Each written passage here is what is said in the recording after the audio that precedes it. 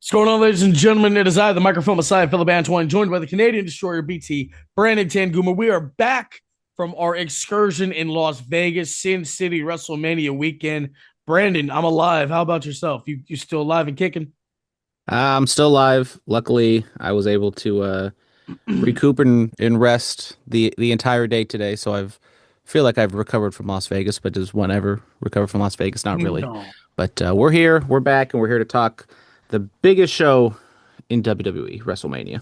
Biggest show in the industry. What do you mean the biggest show in the industry? Stop. Biggest show of the year, every single year. Like we said, lead it in.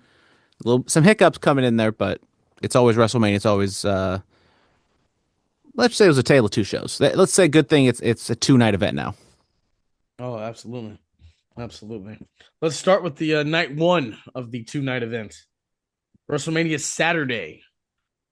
WrestleMania Saturday was not in attendance for this one. Now, full disclosure, your boy went to Top Golf, did a little watch along party there. But wait, Um, hold on. Before WrestleMania Saturday, where were you Friday? Friday, unfortunately, wasn't able to go to a lot of indie shows, any indie shows, WrestleMania weekend. But I carved out time. I had to go watch Oasis Pro in Las Vegas on Friday. Yes, future stars of Wrestling Arena, Oasis Pro put on a show. You saw you saw who'd you see? You saw the Melanin Mafia, the Mob, Polka, the Hybrid King. You saw Tamiko Fatu, the Knox Pro champion. You saw Chima, the Pacific Seas champion. You see Brooke Havoc and Mia Sweets. You saw some people, some hitters. Yep, and poor Sancho, he's just can't buy a win, and he's in his feelings right now. He's hoping that new Drake album is like full of sad songs because he needs it right now. Drake, when's the new Drake album Oh, we coming? don't know. There's a giant ice sculpture in Toronto right now. People are trying to melt it, and it'll tell you what date the his Iceman album is coming out. Of course. That sounds exactly like something Drake will do. WrestleMania Saturday. I I was not watching WrestleMania on Saturday. I was at Mall Mania. Shout out Roosevelt's over at Fremont Street. That was going down, and then I went to the clusterfuck after. Shout out to the immortal clusterfuck. Matt Tremont, you crazy son of a bitch. Yeah. Yeah, I watched it at a Top Golf watch party, and your boy may have been a little lubricated, so I remember kind of some of the show, but I was not able to rewatch it to get kind of like the full experience of what it was like watching it on television because also the sound could have been a little bit better. But I digress. But we started off live from ESPN2. The Usos and LA Knight taking on The Vision, Logan Paul, Austin Theory, and I Show Speed in a six-man tag team match. Theme of the night, this one goes under 10 minutes, and the Usos and LA Knight get the win. What you'd expect, they treated I Show Speed like a celebrity, like he can't keep up with the other people, which was good because that little training montage they did on Raw got me a little worried that they'd kind of make him be like a bigger deal than he should have been. But no, he was kind of treated like a J Brone. He did get his big spot in, doing a splash on Logan Paul after Logan Paul kind of disowned him. But but yeah, it was all right. The nothing was too bad. You got your yeets, you got your viral moments. That's what WWE wanted with I Show Speed and Logan Paul.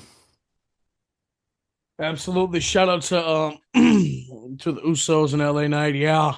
Making waves, getting that job done. I Show Speed, raising the arms of the baby faces at the end.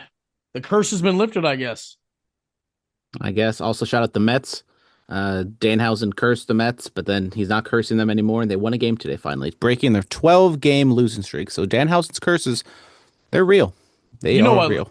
I love the 80, the 85, 84 Mets, Daryl Strawberry. A lot of vitamins being taken during that time. A lot of things were being taken during that time. Next match. One that hits close to home for Philip. We got Jacob Fatu taking on Drew McIntyre in an unsanctioned match, Come on. and and Fatu gets the win. Unsanctioned. It wasn't a bloody gory fest like maybe you would expect, but maybe it's because it was on ESPN. They didn't want to go too hard in the paint. But Fatu ends up getting the win, and allegedly Drew can go and film whatever movie he is gonna go do. And with No. we will talk about on the regular episode what is in store next for Jacob Fatu. Absolutely. Hey, come on now. Shout out to Jake, bro. Shout out to Jaboski, my brother, man. Undefeated on the grandest stage of them all. I got to tap in with Jake over the weekend, man. It was good to see, brother, and just congratulations to all the success and everything that he's been accomplishing. And if you guys, I mean, you guys watch all the videos that Jake is doing, all the interviews, he was on a nightcap with Shay Shay and Ocho Cinco, man. It's all about the family. It's all about taking care of his wife and his kids, and for him to keep pushing that mantra and on the grandest stage of them all. You love to see it, man. Shout out to Big Usos, my brother, man. Yes, sir. Big yada, I mean. Yeah, match was fine. I didn't think it was anything too spectacular. Didn't really like steal or anything like that, but it was what it should have been. It was kind of a grudge match, and Fatu ended up getting the win out of it. Then we got to the PLE proper, or whatever you want to call this second part, where it's not on ESPN. The women's tag team titles being defended. Nia Jackson, Lash Legend. Oh, Lash Legend. That was another person I may have saw in the hotel because they were all over the place, which we'll talk about in the regular episode of the Bulletcast. But Yeah, we gotta. You fans are. Oh Jesus. but anyways, Nia Jackson, Lash Legend defended against Charlotte Flair, Alexa Bliss, Bayley, Lyra Valkyria, not the Bella Twins, but it is Brie Bella and the returning Paige. Paige is back in WWE. Word leaked, or not really leaked. I think Paige kind of almost announced it herself that she was back with WWE before this match started. And the old adage, the surprise should get the win, and that's what happened here. Brie and Paige win about 8:33. Yes. Kind of hard to tell a coherent, long form story with all these women in under 9 minutes, but you know, it was okay. Yeah, shout out Paige, man. Saw her walking around WrestleCon the day before. When her appearance got canceled, people said, "Oh, what does that mean?" And then now we know, hey, welcome home, man. Glad she's back where she belongs. Congratulations to her and Brie Bella winning the women's tag team championships. Can't wait to see what happens with that. Yeah, I mean, maybe match could have been a little bit longer just to kind of let the women do their thing and whatever. But overall, I think a lot of these matches you could say could have gotten more time, but they did not. Included this next one with Becky Lynch and AJ Lee. AJ defending her Intercontinental Championship against Becky Lynch. Only goes 18-15. Both get special ring entrance, so just Wait, entrances. 18, they went 18 minutes? They went 8 minutes and 15 seconds. Yeah. AJ had a special entrance. I believe all those little kids were all of her nieces or something, and they all got to do the entrance with AJ. And then Becky Lynch had the band play her out, and the lead singer was not actually lead singing; he was just lip syncing to the whole thing. But it is what it is. Becky gets the win, and the match wasn't really about Becky and AJ. It was more about Becky and the referee Jessica Carr, which has been a key theme between with Becky for months now. But I feel like that's something you do like on Raw or on a secondary pay per view, not WrestleMania. I thought you could have just had Maybe Becky and that's AJ. where we're going. Maybe. I mean, I think that is where we're going, but I feel like in WrestleMania matches they should be more blow-offs than, and also like it doesn't like I think this put a is the stamp on blow. this. I think this is the blow off for AJ and Becky. Not the. And obviously, we're going to continue with whatever Becky's doing with Jessica Carr. Yeah, this match was kind of meh. Especially, these are two of my favorite women's wrestlers in history, and they just could not uh, deliver. And I don't think they're really in a spot to deliver because obviously the match was kind of more about the story with the referee than actually telling it between two wrestlers in the ring wrestling for a championship. But anyways, um, next up, singles match between Gunther and Seth. This one was the second longest match of the night at 17:52, and Gunther ends up beating Seth via submission after Braun Breaker got involved. Exactly what you would think. I thought this, it was what you'd expect if you were thinking about this. Good technical match, but Braun would come in and distract or interfere in the match, and that would lead to Gunther winning and whatever whatchamacallit favor Gunther is gonna need from Paul Heyman will be dangled out in the next couple months. And yeah, once again, just like the Becky AJ thing, the match was kind of more a backdrop for the angle of the finish and what they're doing past WrestleMania than what actually the match represented at WrestleMania.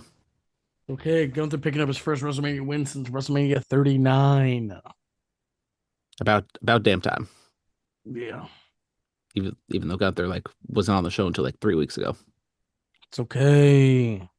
We got there. Next match.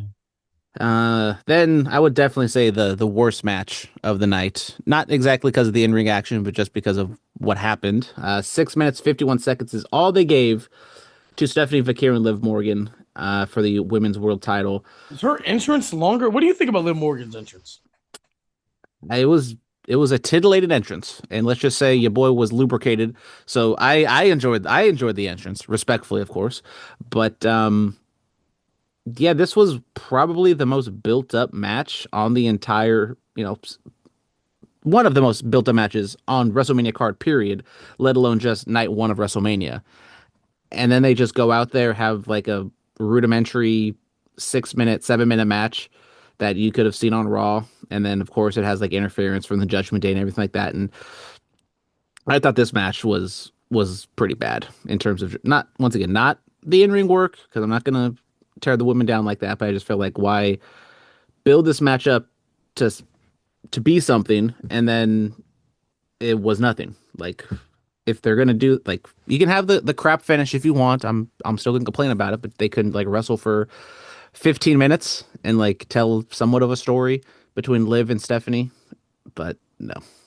Eh. Yeah, I feel like they should have gotten more time, obviously. Congratulations to Liv Morgan regaining the Women's World Championship. You love to see that. And to see where she's going. Excuse me. Vegas is still Vegas in me. To see where she's going, moving on with everything that's going to happen on or has happened on Monday night and whatever. But yeah, Stephanie Vaquer, what do we think of the run? I mean, she started off real hot. The crowd was really into her, and he thought, okay, maybe she could do something. And then it just kind of cooled off. She wasn't like put on. I think she's one of those wrestlers that you maybe need to put her out there constantly just to have really good matches. And unfortunately, in like a lot of the women's division, like a lot of the talent is kind of on the tag team side of things. So I just don't know if they could have done that with Stephanie's run. Um, but I thought it was definitely a mixed bag. Um, matches were solid. Character work, you know, was but was okay. And she was over when she first got it. I think she's less over when she lost it. So it's overall, I probably would say not. I won't say it's a negative because it's helping her legacy and it was the high point of her career probably. But she's not. I don't think she's in a better place after she lost the championship at WrestleMania. Yeah. Yeah. But they teased it again on Raw, so I think we're just gonna run it back probably at Backlash. But main event, the match everyone's been waiting for: Cody Rhodes taking on Randy Orton with Pat McAfee. This one went 22 minutes 44 seconds, so longest match of the night, but still not that long of a match in the grand scheme of things. About 4 hours near of pay-per-view total, and about an hour of actual wrestling, which was a definite point of emphasis that people have been complaining about. Luckily, when I was watching it, it did have like they were watching the Netflix version, so I wasn't watching like commercials. But that was one of the first. I think that's maybe the first times I've really like sat down and watched an entire WWE pay per view live, and it was pretty obvious even to my drunken self that like there's not a lot of wrestling going on because I'm able to leave, go to the bathroom, come back, and I still had like a minute or two to spare until the next match came on, which was kind of crazy. But Cody and Randy, we had Pat McAfee and Jelly Roll get into it. They canceled each other out. Pat, which people are gonna poo poo on Pat, but I did think it was a fun little visual of him giving the little thumbs up when he got stretchered out and then turning that into a middle finger. But then he came back in a neck brace and a referee outfit. Shenanigans ensued, but Cody was able to retain. Weird storytelling, weird psychology, I thought, in the match and kind of in the entire story itself, where Randy or Cody was kind of heelish during the match, with he hit like a low blow or something. And Randy like he cut a babyface promo on SmackDown, and then he then RKO's McAfee, which is going to get a pop. But then after the match, Randy, attacks Cody, punts him in the head, and holds a championship, and holds, he is the last thing we see holding the championship at WrestleMania as it fades to black, and he didn't win the match. So I do not know and understand what they are doing to Cody and Randy in this story still. Big Ted Jr. should have just ran out there, bro. Saw Ted Jr. at WrestleCon. Like brother's kind of big, man. I think he has another run in him. I mean, if you listen to Ted DiBiase Sr., they should have went with him instead of Cody. But you know, I think Ted Sr. probably would have picked Ted Jr. over Randy Orton and John Cena. But you know, here we are. Here we are, man. Here we are. But yeah, night one was not a good show. I expect not a good WrestleMania show, definitely. Luckily, I think night two. I wouldn't say night two saved it, but night two definitely saved it from being a catastrophe because Yeah. night one. Shout out on night one, the Demolition inspired gear by Lash and Nia. Big pop. Shout out to Demolition, the new inductees into the WWE Hall of Fame.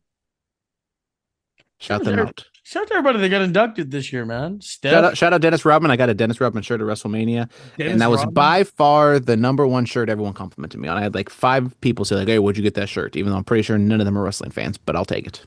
It's okay. AJ Styles. Congrats to all these people that are Hall of Famers now, man. You love to see it. WrestleMania night one. Yeah. If we're giving grades, I'd give that thing a big old D, big D. Yep. Same. Night two. Let's go. Night two, which your boy was in attendance for, nosebleeds, but hey, it's still WrestleMania. You're still there. You're still in the How much were atmosphere. those? Luckily, I got them with the 316 gimmick discount, so I got them for like $200. If you had held out a little longer, those deals came. You could have sat lower. I mean, for $200, I don't know if I was getting much lower than that. Bro, no, you were because I remember I checked a couple weeks ago and like I saw like a lower 100 section for like 150.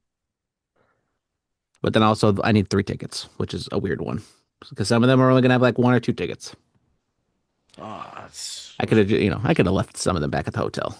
They, exactly. they sit in the nosebleeds. I sit down low. Duh, hello. Maybe next. Oh no, not next year. I'm holding out hope, brother.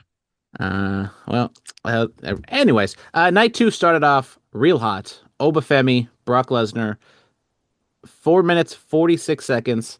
Oba runs through Brock Lesnar, and it I was, wouldn't I wouldn't say runs through. I mean, he ate an F5. and he didn't no sell it, but he damn sure kind of took it and kept coming.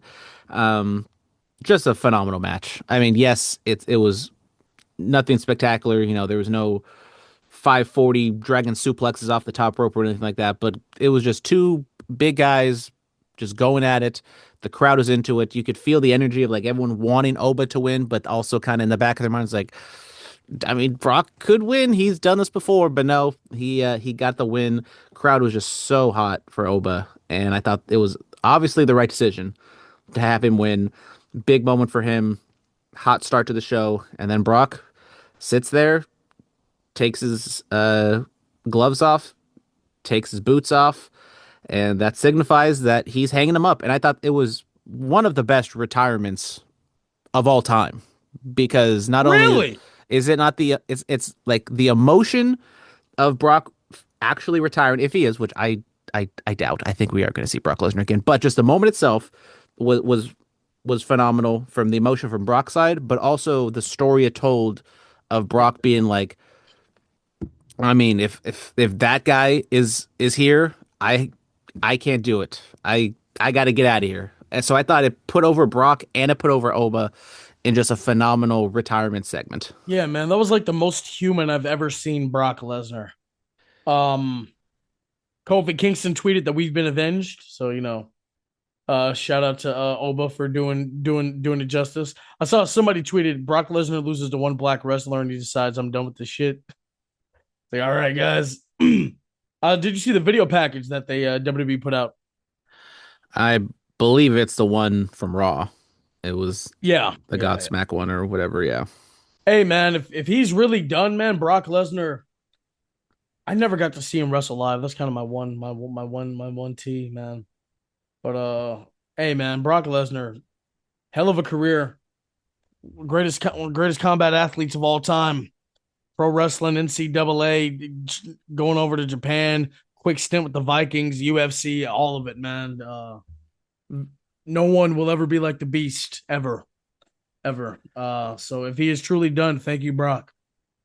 Yeah, I always say that Brock, I think, is one of the most underrated wrestlers of all time. He's one of the most underrated sellers of all time. That and like if I keep saying like if there was a invention where you could just teleport so you don't have to worry about travel or anything, Brock Lesnar could have been one of the best wrestlers of all time. If he was able to just be an everyday person for 20 years, and he gets it. I mean, just even like in this match, psychology, selling, facials, everything. I think Brock is just so underappreciated because people just see like the Suplex City and just like some of the brute stuff he's done in the last 15 years. But I feel like he's much more than that. And if he like puts his mind and he puts effort into it, which he did in this match, it can be phenomenal. And like, unfortunately, Philip couldn't see him. I've seen him a few times. And like, it's honestly three of the best matches I've ever seen with him and Oba.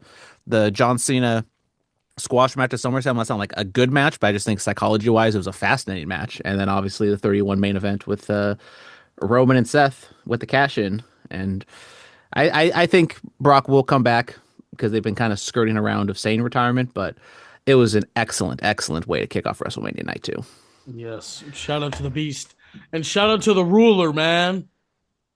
Yeah, he's a made guy. He is. He He tipped his hat to the Beast.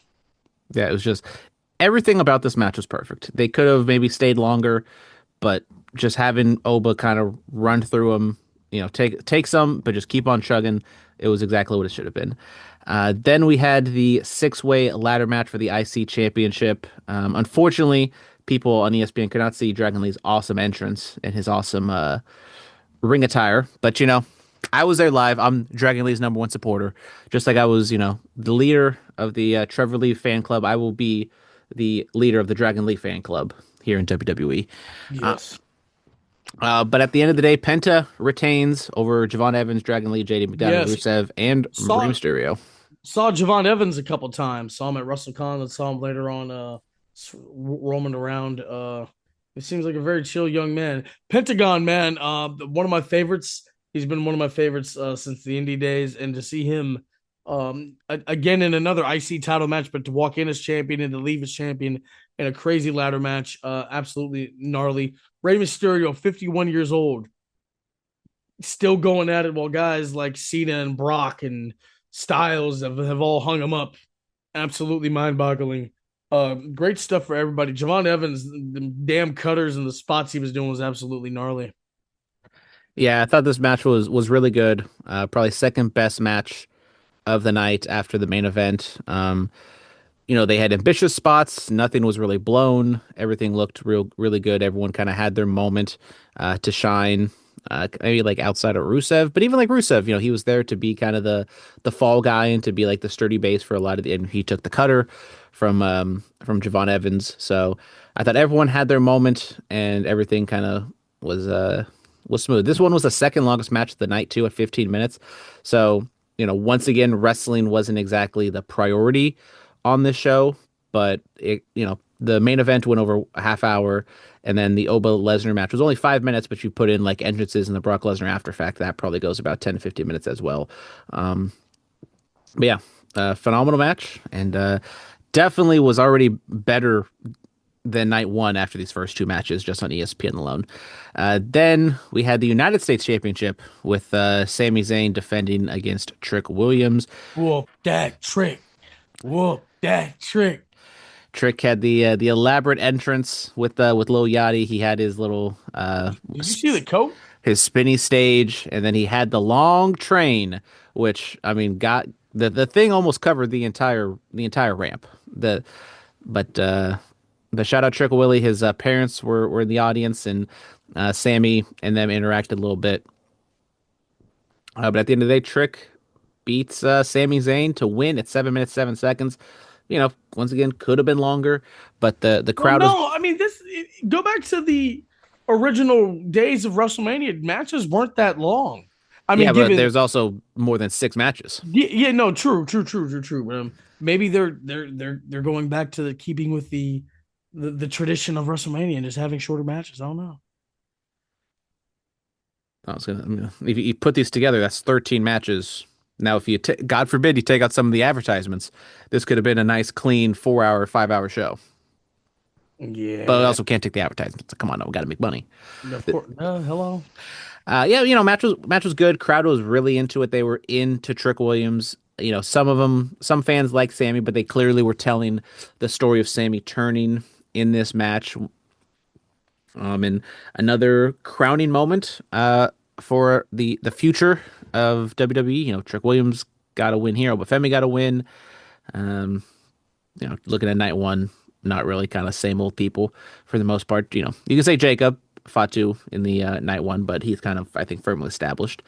Yeah, it was no shenanigans with Lil Yachty. I mean, he did get involved and attack Sammy when the referee was back was turned, but no no turn like Trick Williams didn't like attack Lil Yachty or anything like that. They just kind of went out there. Were you able to hear the diss track they dropped on Sami Zayn before the match? I did not. They dropped a diss track. What? They did. I haven't like listened to it, but I did see clips of it, and it's kind of funny. Well, you I know don't know. what? I don't know if it's on streaming or not, but it's definitely out there. I look this up. I mean, what other takeaways do you have from this match? I mean, it's pretty straightforward. I mean, I think you got to turn Trick babyface. I think the people like him. They did tease something with him and Carmelo on SmackDown, and I think if you just get them back together as baby faces, and like, yeah, now Trick is going to be the alpha, and Carmelo is going to be more of kind of like the B guy behind Trick, which is fine. Um, I think that would be phenomenal. And if you kind of can play that up, because I thought they had great chemistry down in NXT, and they can just kind of be, two singles guys that are friends, and they can be like the male version of Rhea and Io. And I think we've seen how that dynamic has played out. It works out well for them. I think it'll work out well for Trick and Carmelo if they want to go down that route. Gingerbread Man by Trick Williams and Lil Yachty out now. Go check that out. Yeah, and shout out Sami Zayn. He had Gingerbread Man t-shirts for sale. I don't know if anyone bought them, but I saw them because Love it. you got to turn everything into a sale, I guess. Then we had the street fight, which was turned into a street fight during the pre-show because that did not know that was a street fight until it happened. Dominic Mysterio taking on the Demon, Finn Balor. Dom, big old entrance with I don't know what you call it, but a big old throne with a lot of people in lucha masks and Mexican flags and stuff like that. Then Finn comes out like with the demon, similar to when I saw Undertaker live. I wish the demon live took place during a night, but you still get the same effect of the spookiness. And this one went 10 minutes 27 seconds. Once again, action was fine. I think a lot of these middle three matches we'll talk about, it's going to be the same thing about the actual match itself. It's good action, but nothing too crazy. I kind of wish the demon wasn't as much as like a cartoon character is what I would say, because I think the original aspect of what Finn Balor, Prince Devitt's demon was like, him going to a dark place and like him being this, you know, psychological, trying to get psychologically underneath his opponent, but then this in WWE, the demon is just like a gimmick, and he's like trying to make spooky faces, and he's trying to be scary when it's not really that scary. But the crowd likes it; they're into it, so they're just gonna keep running down that way. And Finn gets the win. Bars, I would assume they're gonna run it back, and Dom will probably win the feud overall when he's not in face paint. We'll see. We shall see. Finn Balor, it's back, man. I feel it. I feel it again, man. Cut the beard. He looks 10 years younger. Let's do it. The OG gear is back. Let's do it, man. Let's well. We'll have to see what's in store for Finn Balor in 2026. Then we had the Women's World Championship match with Jade Cargill defending against Rhea Ripley. No real special entrances on this one. They just kind of did their normal stuff. They go back and forth. Once again, tell me if you've heard this before. Match itself was fine. And Rhea ends up getting the win after Io comes in to make the save to offset B-Fab and Michin. Jade Cargo did pull out a one wing angel, which set the internet ablaze. And then Kenny Omega was like, "Look, guys, it's cool. People can use my move. I find it flattering and whatever." And then Jade like agreed. I was like, "Yeah, because Jade did wrestle in AEW, so I'm pretty sure she has some sort of relationship with Kenny Omega." Shocker, guys, I know. But yeah, Rhea wins, and I think right move. Jade. I mean, she still has not like improved enough to where I feel like she quote unquote earned, a really long title reign to like beat Rhea. So I think get the title on Rhea. Jade can kind of continue to do what she's doing. And hopefully this means we can be back in building up Rhea Ripley because she was so over about 2 years ago. Maybe like the top star in the company, like over Cody Rhodes and, with Roman Reigns on that level. But she's definitely cooled off recently. And maybe they can get her back to that level. But this is kind of Well, step one, I think. that was kind of the point of the whole Riho thing, right? Like she can't be. I mean, like Austin was over like Rover, but he always had to be in the championship picture. Rhea was over immensely. It was absolutely insane. I mean, the main event in at Elimination Chamber that one year in Australia with Nia and all that stuff. She was at the top of the food chain. She had to go do something else. Well, we told other stories with other people in the world title picture, so she had to go do something else. And now we're gonna get back to there, man. It's she has it, man. It's not gonna be hard for them to get it back. I think it's hard to get at that level because she was immensely over. I She's still over. I'm like not saying if we can she's get dead, it if we but can get it back to that level, then she is truly in a league of her own, and she will be remembered as one of the all time greats. Is it main event time? it is main event time. This is my favorite time. Come on now, ladies and gentlemen. It was for the World Heavyweight Championship. CM Punk walks in to defend the WWE World Heavyweight Championship. Misery or Contera is playing. The delayed Cult of Personality hit. You love to see it. But the Tribal Chief, that head of the table theme song hit. And I said, oh my God, we're about to be back.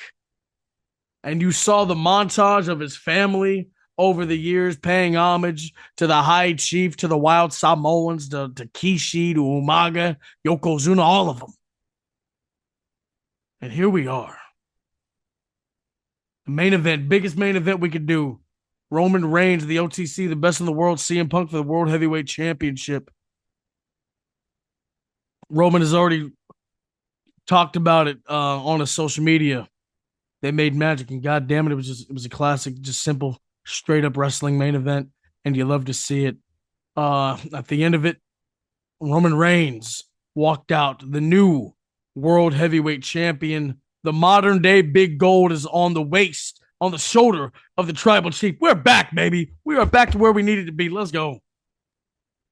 I mean, I told you guys his head of the table theme way better than what he was coming out to the last year or two, and yeah, both entrances were phenomenal. I mean, obviously I'm a little biased because CM Punk is my guy, and My guy too. I How do you I think, Brandon? How do you think I felt? I mean, it was just like on a different level with me and AJ and Becky Lynch. I don't want my people fighting, but you got to sometimes. But yeah, I thought the CM Punk entrance was just phenomenal. It was great. Guy next to me, he was crying during the CM Punk entrance, and I was like, hell yeah, brother. It's still real to me, damn it. That's what it's Um, about, man. It's okay, man. um, but yeah, I thought this match was just phenomenal. It was just two stars going back at it. No gimmicks, no run-ins, no nothing, similar to, the last 3 years with Cody, Cena, and then Cody Roman stuff. This was just a straight up wrestling match, and I thought they told a great story. I will say, as a CM Punk guy, Roman should have been disqualified because he attacked CM Punk with the steel chairs right in front of the referee. That The is a ref, clear disqualification, and CM Punk which should still be the champion. a match of this magnitude, the ref's gonna have to have some leeway here, man. That's what we're gonna have to do. That's what we had to do. But god damn it, man, Punk, yeah, I think get busted open on the hard way on that. Punk's body eventually just giving out when he tried to do another GTS. Just going to the old man thing. So Roman got hit with a Superman punch by Punk and all that. A couple spears, and we got the job done, man. He's officially hit the go to sleep, fall to your knees, get back up, go to sleep on all three members of the Shield now. Uh, the internet has been swarming with those videos, but man, god damn it, man. Roman Reigns is the world heavyweight champion. Celebrates, goes over to his family, celebrates with them, and yeah, all is right in the world again. And Yeah, congratulations to CM Punk, though. I mean, hell of a run as the world champion.